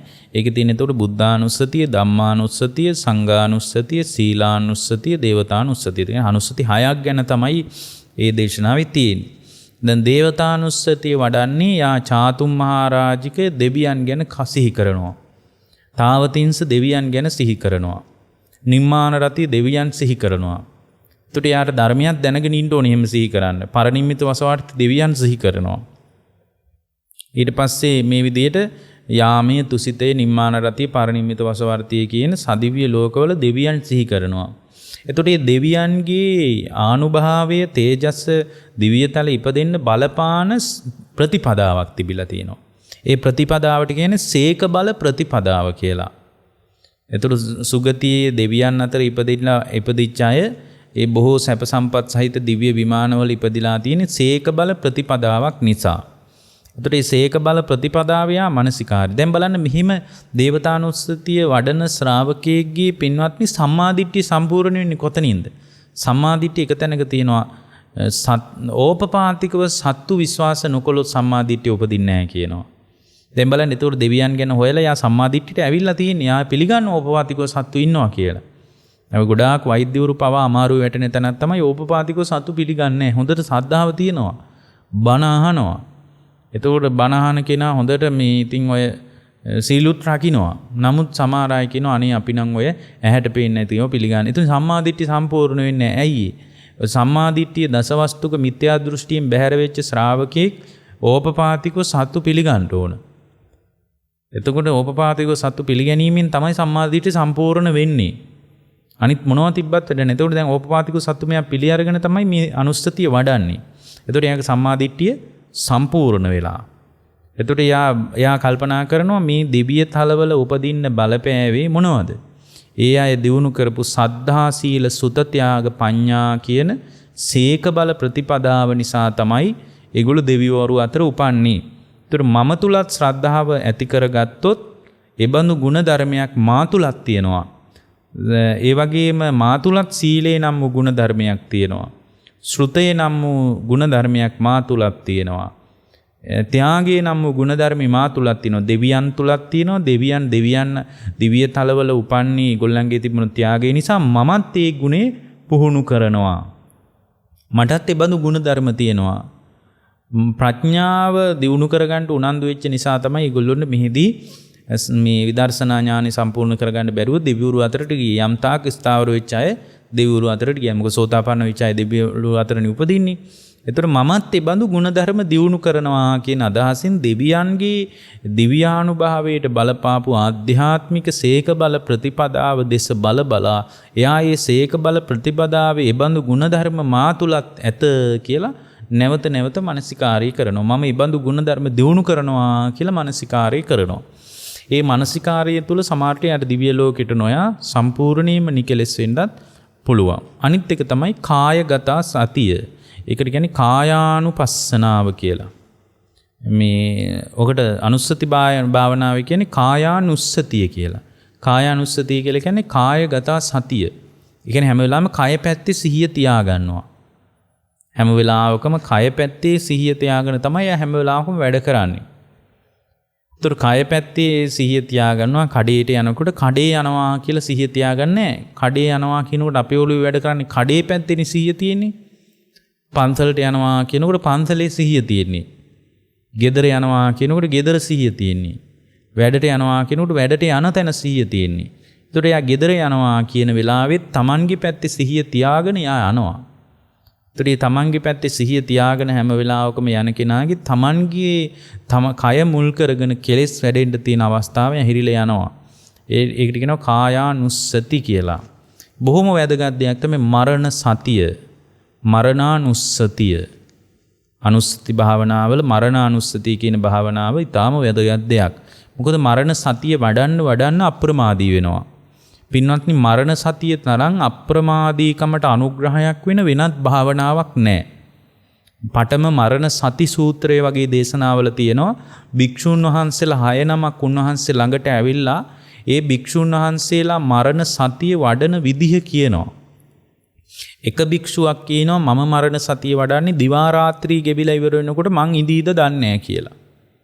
කෙනෙක් කියන්න පුළුවන් මේ අසුබේ කොයි වෙලාවෙත් ඔය මරණය ගැනම කතා කරන්න එපා හාඳුරෝනේ වගේ කියන්න පුළුවන්.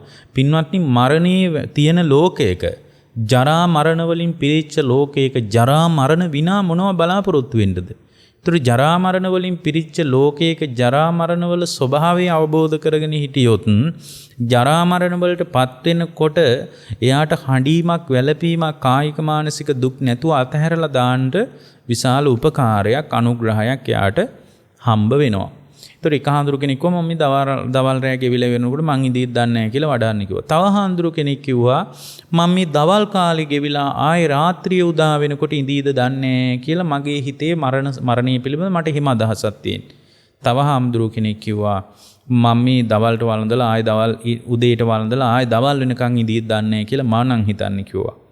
අනික් හාමුදුරුව කිව්වා මම මේ බත් පිඬු 5ක් 6ක් කාලේ ඉවර වෙනකන් 3-4ක් කාලේ ඉවර වෙනකන්වත් මගේ ජීවිතේ තියෙයිද කියලා මම දන්නේ නැහැ කිව්වා. තව හාමුදුරුව කෙනෙක් කිව්වා බලන්න උන්වහන්සේ වඩන විදිය. එක බත් පිඬක් කටට අරගෙන ඒක හොඳට හපලා ඒ බත් පිඬ ගිලලා අනිත් බත් පිඬ කටට දාගන්නකම් මං ඉඳීද දන්නේ නැහැ. ඒ කියන්නේ බත් පිඬු දෙකක් අතර කාලේ වුණත් මම මැරෙන්න පුළුවන් කියලා. තව හාමුදුරුව කෙනෙක් කිව්වා ඇතුළට ගස්ස හුස්ම පොඳ එළියට දාන්න මං ඉදීද දන්නේ නැහැ කියලා මම මරණ සතිය වඩන්න කිව්වා. අනිත් හැමෝම අගය කළේ නැහැ. අන්තිම දෙනම භාග්‍යතුන් හරියට අගය කළා. කොයි දෙනමද? එක බත් පිඬක් අරගෙන අනිත් බත් පිඬ කටට ගන්නකොට මං ඉදීද දන්නේ නැහැ කියලා එක භික්ෂුවක් මරණ සතිය වඩන්න කිව්වා. අනිත් හාමුදුරුව කිව්වා මම ආස්වාස කරලා ප්‍රාස්වාස කරනකන් ඉදීද දන්නේ නැහැ කියලා මම මරණ සතිය වඩන්න කිව්වා. හරියට අගය කළා. එතකොට එහෙම කිට්ටුවෙන් ඒ කියන්නේ ඒ වගේ ස්වල්ප වේලාවකින් ජීවිතේ හමාර වෙන්න පුළුවන් කියලා යම් ශ්‍රාවකෙක් මරණ සතිය වැඩුවොත් ඒ මරණ සතිය තුල පුදුම අප්‍රමාදයක් උපදින්නේ. ඒතර මරණානුස්සතිය මරණයේ අනුස්මෘතියක් විදියට හුරු කරන එක පුදුම ධර්ම මාර්ගයට උදව්වක්. ඒ නිසා මේ අනුස්සති භාවනා විටින් විට කඩින් කඩ ටික හරි පුරුදු කරන්න ඕන. වාහනේ යන්නේනකොට අපිට පුළුවන් මේක ටික පුහුණු කරන්න. ඊළඟ එක තමයි ආනාපාන සතිය. ඒතර ආනාපාන සතිය ගැන අපිට විශාල අදහසක් තියෙනවා. දැන් ආනාපාන සතිය උනත් වඩන පිළිවෙල අපිට පැයක්මාරක් යනවා විස්තර කරන්න. දැන් ගොඩාක් දෙනෙක් ආනාපාන සතිය අපිට කියන කතාවක් තමයි මේ හුස්ම දිහා බලාන විදිහක් තේරෙන්නේ නැහැ. ඔය වගේ ගොඩක් කතා තියෙනවා. නමුත් අද ගොඩාක් දෙනෙක් අර මේ නාසයේ අගට හිත පිහිටව ගන්න කිව්වම නහය දිහා බලාගෙන ඉන්නවා. පින්වත්නි මේ දොරටු පාලකෙක් මම ඔය සමහර අයගේ තාම සරල ප්‍රශ්නයකට උත්තරයක් දෙන්නේ. දොරටු පාලකෙක් දොර ළඟ මුර කරත් දොරටු පාලකයා දොර ළඟනේ ඉන්නේ. දොරටු පාලකෙක් දොර දිහා බලාගෙන ඉන්නවද? එහෙමත් නැත්නම් එළියට ඇතුළට යන මිනිස්සු දිහා බලාගෙන ඉන්නවද? දොරටු පාලකෙක් දොර දිහා බලාගෙන ඉන්නවද? එහෙමත් නැත්නම් ඇතුළටයි එළියට යන මිනිස්සු දිහා බලාගෙන ඉන්නවද? ඇත්තටම දොරටු පාලකෙක් කරන්නේ එළියටයි ඇතුළටයි යන මිනිස්සු දිහා බලාගෙන ඉන්න එක. අද මිනිස්සු කරන්නේ දොර දිහා බලාගෙන ඉන්නවා වගේ වැඩ. ආනාපාන සතියත් ඒකයි අවුල් වෙලා තියෙන්නේ. ඉතින් ආනාපාන සතිය වැඩෙන ඊටාම ක්‍රමානුකූල පිළිවෙලක් ගැන භාග්‍යවතුන් වහන්සේ අපිට උගන්වලා තියෙනවා. ඉතින් ඒක අපිට දේශනාව අවසන් කරන්න කාලය නිසා අපි එහෙම විස්තර කරන්නේ නැහැ. නමුත් අවශ්‍ය නම් අපිට ඉස්සරහින් විස්තර කරන්න පුළුවන්. මට මේ ඔක්කොම කියලා මට ඉක්මනින් කියන්න වැදගත් දෙයක් තියෙන නිසා මම මේ කියන අනුස්සති භාවනාවල අවසාන අනුස්සතිය ගොඩක් දෙනෙකුට අවධානය යොමු වෙච්ච නැති එකක්. උපසමානුස්සතිය. මොකද්ද? උපසමානුස්සතිය. උපසමානුස්සතිය කියලා කියන්නේ නිවනේ ಗುಣ සිහි කරනවා. අනේක ගොඩාක් දෙනෙකුට මතුවෙච්ච නැති අනුස්සති භාවනාව. දස අනුස්සති වලින් අවසාන එක තමයි උපසමානුස්සතිය කියන්නේ නිවනේ ಗುಣ සිහි කරනවා. නිවනේ ಗುಣ සිහි කරනකොට තමයි නිවනට පුදුම විදිහේ කැමැත්තක් නිවන පිළිබඳ ඡන්දයක් ඇති වෙන්නේ. කෙනෙක් කියන්න පුළුවන් ඡන්දයෙන් ඡන්දේ නැසන්නේ කොහොම? ඡන්දේ කියන්නේ කැමැත්ත නම් කැමැත්ත මේ සියල්ල අතහැරලා දාන්න කියපු එක මොකද්ද කැමැත්තක් ආයෙ කතා කරන්නේ. පින්වත්නි නිවනට කැමැත්තක් තියෙන්න ඕන. දැන් නිවනට කැමැත්තක් තියෙන්න ඕන. දැන් නුවර යනවා කියලා හිටියම නුවරට යන මිනිහෙකුට නුවරට යන්න කැමැත්තක් තියෙන්න ඕන. ඊට පස්සේ නුවරට ගියාම මේ නුවරට යනවා කියන කැමැත්ත තියෙනවද? ඔක එක දේශනාවක තියෙන්නේ. ආනන්දහරුන්ගෙන් අහනවනේ මේ කැමැත්තෙන් කැමැත්ත නසනවා කියන එක විශ්වාස කරන්න බෑ ඔබ වහන්සේලෝම කිව්වට කැමැත්තෙන් කැමැත්ත නසන්නේ කොහොමද? ඡන්දයෙන් ඡන්දේ නසන්නේ කොහොමද කියලා. මොකද ඡන්දේ එ르දිපාදයක්නේ. ඡන්ද චිත්ත විරිය විමර්ශා කියන එ르දිපාද ධර්ම තියෙන්න ඕන නිවන අභිමුඛව. එතකොට ඡන්දයක් නැති කෙනෙකුට ඒ වැඩේ කරගන්න බෑ. එතකොට මෙයා කියනවා ඡන්දයෙන් ඡන්දේ නසන්නේ කොහොමද කියලා මට තේරෙන්නේ නෑ කියලා. දැන් මෙතනදී භාග්‍යවතුන් වහන්සේ මතක් කරනවා මහණෙනි ඡන්දයෙන් ඡන්දය නසන්නේ මේ විදිහටයි. ආනන්දහාරෝ කියනවා ඔබට සැබැත් නුවරට එන්න කියලා කැමැත්තක් තිබ්බනේ දහනවා. ඔව් කියනවා. දැන් ආවම කැමැත්ත තියනවද දහනවා? නෑ කියනවා. අන්න ඒ වගේ නිවනටපත් වෙන්න කැමැත්තක් තියෙන්න ඕන. සෝතාපන්න වෙන්න කැමැත්තක් තියෙන්න ඕන. කැමැත්ත සෝතාපන්න වෙච්ච කෙනෙකුටයි මොන සෝතාපන්න වීමට කැමැත්තක්. ඒ සඳහා කැමැත්තක් තියෙන්න ඕන. ඒතකොට මේ උපසමානුස්සතියේ නිවනේ ಗುಣ තමයි සිහි කරන්නේ. කොහොමද? විරාග රාගයේ අංශු මාත්‍රයක් නොමැති බැවින් විරාග කියලා නිවනට කියනවා. ඊට පස්සේ නිවනට කියනවා මදනිම්මදය. මදනිම්මදය කියන්නේ ඔය මිනිසුන්ට තියෙන මදේ තියෙනවා. පුරුෂ මද, ස්ත්‍රී මද, යොබ්බන මද, ආරෝග්‍ය මද, ජාති මද. මේ කිසිම මදයක් නැති නිසා ඒකට මදනිම්මදය කියලා කියනවා නිවන. නිවනට කියන නාම මාත්‍ර ඔස්සේ තමයි එයා ඒක සිහි කරන්නේ. පිපාස විනය. කාම පිපාස නිවනේ ඇත්තේ නැති නිසා නිවනට කියනවා පිපාස විනය කියලා. ඊට පස්සේ ආ නිවන ගැන කල්පනා කරනවා ආලය සමුග්ගාහත සියලු ඇලීම් බැඳීම් ආසාවන් නිවන තුල නොමැති නිසා ආලය සමුග්ගාහත කියලා නිවනට කියනවා. නිවනට කියන වචන යා තේරුම් අරගෙන මේ වචන ඔස්සේ තමයි යා මේ උපසමානුස්සතිය වඩන්නේ. වට්ටුපච්ඡේදන. ඒ කියන්නේ ජාති ජරා මරණ දුක් නැති නිසා නිවනට එහෙම කියනවා. තණ්හක්කය කාම භව විභව කියන තණ්හා නැති නිසා නිවනට තණ්හක්කය කියලා කියනවා. නිර්වාණ සියලු වාන සංඛ්‍යාත ඇලීම් බැඳීම් නොමැති නිසා නිර්වාණ කියලා කියනවා. එතකොට යා නිවනේ ಗುಣ සිහි කරනවා. එතකොට තමයි යාට නිවනට පුදුම කැමැත්තක් ඇති වෙන්නේ. තවදුරටත් යාට නිවනේ ಗುಣ සිහි කරන්න පුළුවන්. ප්‍රත්‍යයන් නූපන් නිසා අසංඛ්‍යාතයි කියලා නිවනට කියනවා. සත්‍ය නිසා නිවන සත්‍යයි කියලා කියනවා. ජරාවක් නැති නිසා නිවන අජරයි කියලා කියනවා. ස්ථීර නැති නිසා නිවන දුවයි කියලා කියනවා. තෘෂ්ණා නැති නිසා නිෂ්ප්‍රපංචයි කියලා නිවනට කියනවා. මරණයක් නැති නිසා අමරයි කියලා නිවනට කියනවා. කෙලෙස් නැති නිසා සීවයි කියලා නිවනට කියනවා. උපාදාන නැති නිසා කේමයි කියලා කියනවා. පිරිසිදු නිසා විසුද්ධයි කියලා නිවනට කියනවා. කාම භව දිට්ඨ අවිජ්ජා නැති නිසා දූපයි කියලා කියනවා. මේ විදිහට යා නිවන ගැන ಗುಣ වශයෙන් මානසිකාරය කරනවා. එතකොට මේ අනුස්සතිය තුල ආර්ය අෂ්ටාංග මාර්ගයේම වඩා ගන්න මේ බුද්ධ ශ්‍රාවකයෙකුට පුළුවන්. ඔබ හැම දිනාටම ජීවිත අවබෝධයේ ධර්ම අවබෝධයේ පිණිබඳ මේ ඊටාම සරල දේශනාව උපකාර වේවා කියලා අදිෂ්ඨාන කරනු. රාගක්ඛයෝ නිබ්බානං